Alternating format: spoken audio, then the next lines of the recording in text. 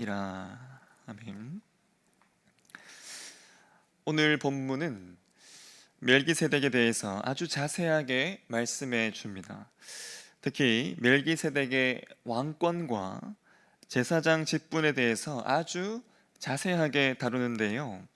오늘 본문 1절과 2절 말씀에서는 멜기세덱의 이름과 관련하여 그의 왕권과 제사장직을 말하고 있고, 3절에서 10절 말씀에서는 멜기세덱의 제사장직이 혈통에 얽매이지 않는 직분임을, 아브라함보다도 우위에 있음을 아주 자세하게 설명해 주는데요.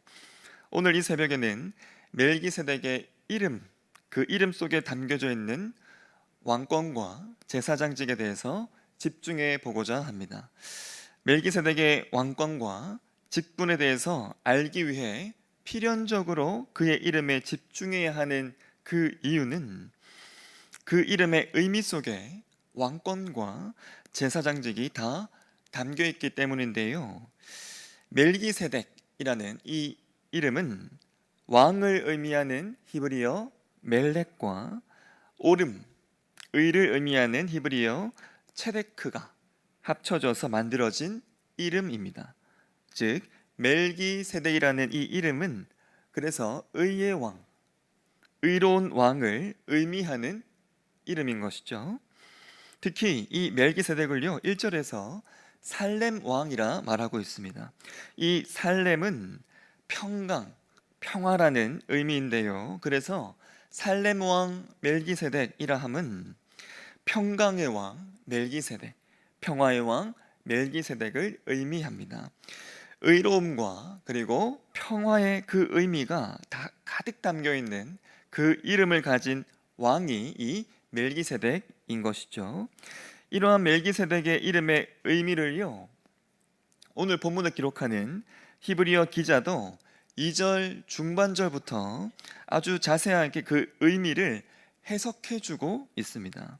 즉 의의 왕임을, 그리고 살렘 왕, 곧 평강의 왕임을 직접적으로 해석해 주고 있는데요. 이렇게 직접 해석해 주는 것은 그만큼 평강의 왕, 의의 왕이라는 그 이름에 중요한 의미가 있기 때문일 것입니다. 이 평강이 참 필요했던 자가 오늘 본 말씀에 나오는 아브라함이었습니다. 창세기 14장을 보면 아브라함이 조카 롯을 구하기 위해서 그돌라오멜을 비롯한 4개 연합군을 무찌르고 돌아오는 장면을 볼 수 있습니다. 이때 아브라함에게는 아주 큰 두려움이 있었는데요. 복수가 당연한, 그것이 덕목으로 여겨졌던 그 시기였기에 다시 4개의 연합군으로부터 복수를 당할 것을, 4개 연합군이 쳐들어와서 복수할 것이라는 큰 두려움이 있었습니다. 이 두려움 속에 있던 아브라함에게 나타난 왕이 바로 오늘 본 말씀에 나오는 이 멜기세덱, 바로 평화의 왕이었습니다. 아브라함에게 가장 중요하고 가장 시급했던 그 평강이 떡과 포도주를 가지고 아브라함에게 나타난 것이죠. 이 평강의 왕 앞에서 아브라함이 보인 모습은요, 노략물 중에 10분의 1을 드리며 하나님이 주 되심을 고백하는 것이었습니다.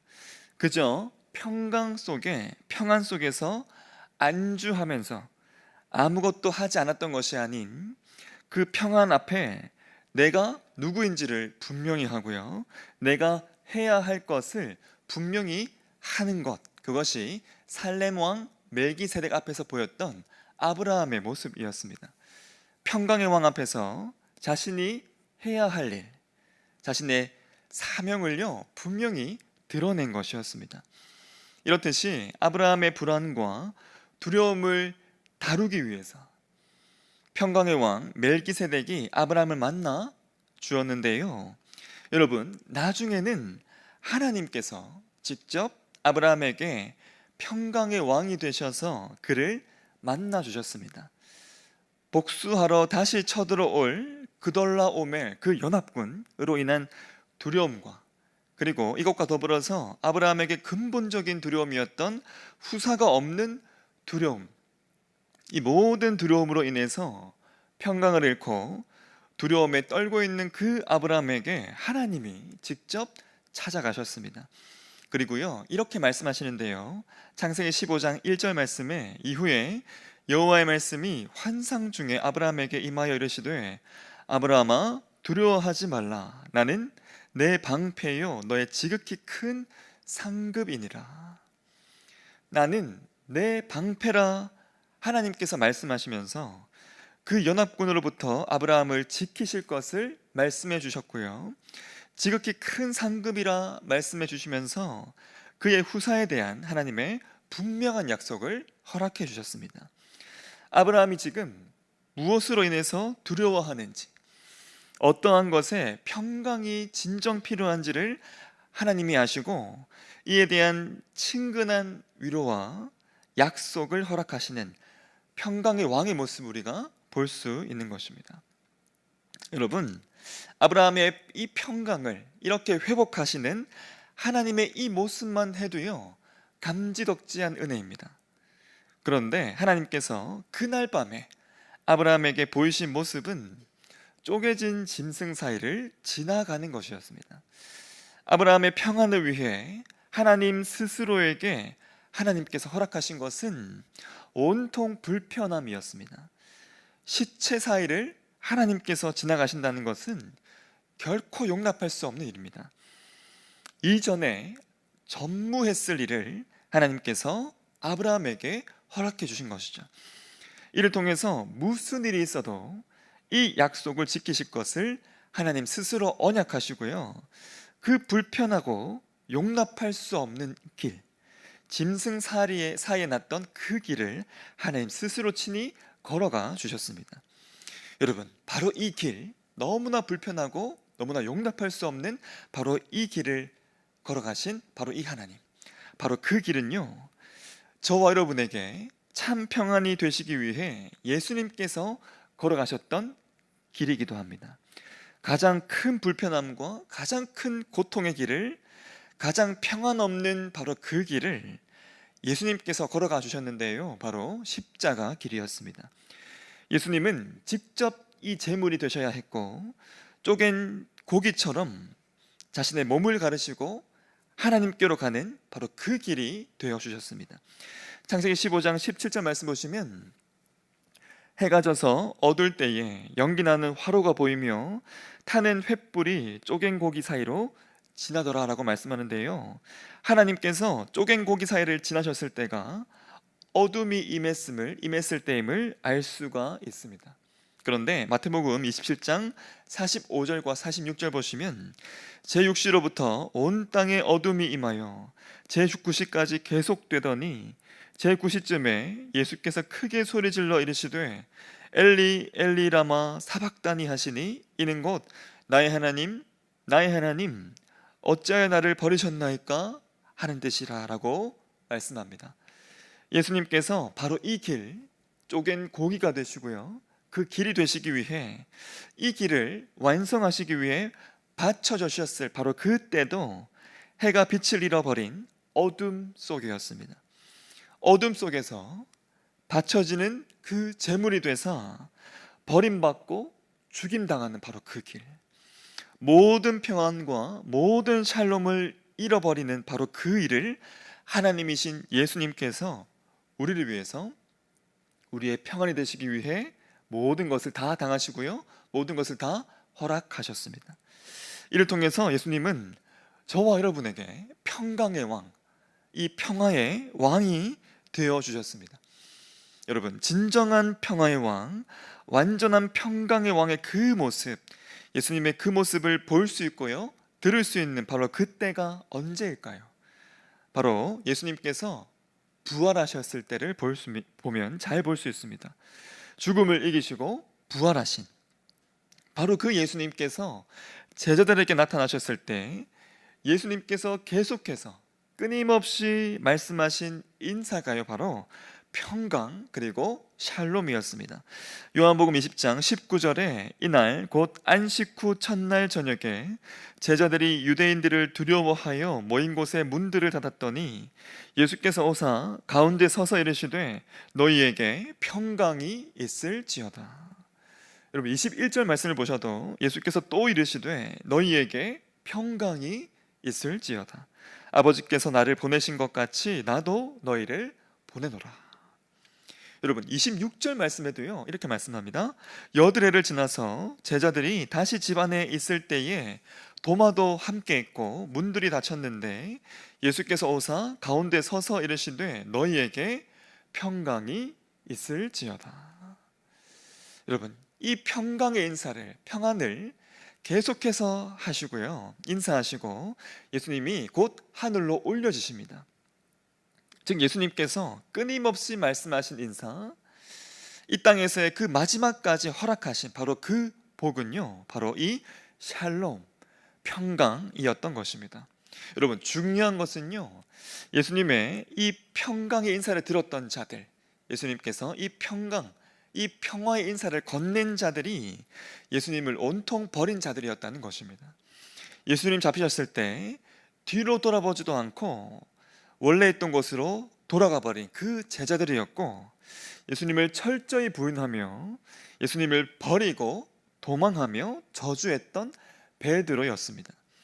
한 번쯤은요 호통을 치실 법도 한 호통을 들을 만한 충분한 자들이었음에도 그러한 자들에게 예수님의 인사는 끊임없는 평강, 평화의 인사였던 것입니다. 평안을 주시면서 참 중요한 것은 예수님께서 그들에게 회복시키신 것이 있는데요 바로 그들의 사명이었습니다. 멜기세덱 앞에서 볼 수 있었던 아브라함의 그 모습처럼 말이죠. 부활하신 예수님이 평강의 왕으로서 허락하신 것, 행하신 것이 그저 평안 안에 아무런 고난 없이 지내도록 하신 것이 결코 아니었습니다. 평안 가운데 예수님은 너무나 분명히 사명을 회복하시는데요 베드로를 다시 만난 그 장면을 보면 이러한 모습을 잘 볼 수 있습니다. 베드로의 그 만남 가운데 예수님의 모든 모습은 평강의 왕의 모습이었습니다. 베드로로 하여금 옛적 예수님과의 그 첫 만남을 충분히 상기할 수 있도록 그물이 찢어질 만큼 물고기가 가득 잡히게 하십니다. 예수님께로 가까이 온 베드로로 하여금 보게 하신 것은 떡을 굽는 불이었는데요 불 곁에서 예수님을 모른 척하며 심지어 저주했던 그 베드로에게 예수님께서 보이신 것은 숯불에 떡과 물고기를 구우시며 베드로를 먹이시는 평강의 왕의 모습이었습니다. 예수님을 3번 모른다 부인하고 저주한 그 베드로를 향해서 3번 물으신 것은 나를 사랑하느냐였습니다. 평강의 왕으로 오신 그 예수님, 그 예수님은요 이러한 평강의 모습 속에서 베드로의 사명을 회복시키셨습니다. 온전한 완전한 평강의 왕의 모습을 우리가 볼 수 있는 것이죠. 여러분 바로 이 예수님이 저와 여러분의 왕이십니다. 내 걱정의 자리, 내 염려의 자리, 내 어둠의 그 자리에 찾아오셔서요 너희에게 평강이 있을지어다 말씀하시며 어둠에서 빛을 우리를 이끌어내시는 바로 그 왕, 그 예수님이 우리의 왕, 예수님이신 것이죠. 이 평강의 왕 안에 있을 때요 우리의 삶에 진정한 평안이 가능해집니다. 내 삶의 모든 것이 다 예수님 안에 있을 때 내 삶의 구석구석이 예수님께서 허락하시는 이 평강으로 넘쳐나게 될 것입니다. 내 삶 속에 어둠의 자리가 혹 있진 않은지 살펴보십시오. 빛으로 오신 그 예수님, 평강의 왕으로 오신 그 예수님이시기에 빛이 없는 곳, 염려가 있는 곳이 곧 예수님이 더욱 계셔야 할 자리입니다. 내 불안과 염려의 모든 자리에 예수님을 초대하십시오. 그 모든 자리에 예수님이 계시게 하십시오. 그런 후에 그곳에서 우리의 참 평강의 왕, 완전한 평화의 왕이신 그 예수님이 나를 위해 어떻게 일하시고요 어떻게 역사하시는지를 기대하시면서 목도하시기 바랍니다. 여러분 그러한 자에게 예수님께서 가장 먼저 우리에게 허락하신 그 소명을 일깨우시고요, 그 소명을 회복시키실 것입니다. 그리고 그 모든 두려움의 자리를 용기의 자리가 되게 하실 것입니다. 우리의 왕이신 예수님, 이러한 능력이 충분한 분이십니다. 예수님의 그 최대의 고민이자 최대의 불안의 자리인 그 십자가 자리마저도 우리의 구원의 자리로 완전히 뒤바꿔 버리시는 능력과 권세가 하나님과 예수님께 있음을 기억하시고요, 오늘도 우리의 삶의 구석구석 이 평강의 왕이신 예수님을 더욱 사모하며 그 예수님을 더욱 만나시는, 그 평강을 더욱 누리시는 저와 여러분의 삶이 되시기를 간절히 소망합니다. 사망의 음침한 골짜기라 할지라도 우리로 하여금 해를 두려워하지 않도록 하시고요, 지팡이와 막대기로 우리를 지키시고 인도하시는 온전한 평화의 왕, 완전한 평강의 왕이신 그 예수님과 오늘 이 하루도 더욱 동행하며 함께 하시기를 간절히 소망합니다.